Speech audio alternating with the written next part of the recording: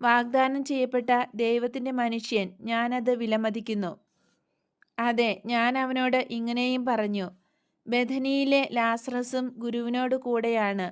ഞാൻ പറഞ്ഞു, കാരണം ശരി, അവന്റെ സഹോദരി നിമിത്തം. എന്നാൽ ഗമാലിയേൽ പറഞ്ഞ മറുപടി, അവൾ വന്നിട്ടുണ്ടോ? ഇല്ല. കൊള്ളാം. ചെളിയിൽ നിന്നെടുത്ത വസ്ത്രത്തിൽ നിന്ന് ചെളി താഴെ വീഴുന്നു.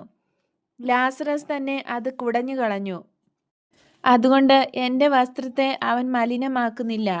അപ്പോൾ എൻ്റെ അഭിപ്രായത്തിൽ ദൈവത്തിൻ്റെ ഒരു മനുഷ്യന് അവിടെ പോകാമെങ്കിൽ നിയമത്തിൻ്റെ ഒരു പണ്ഡിതനായ എനിക്കും അവിടെ പോകാം.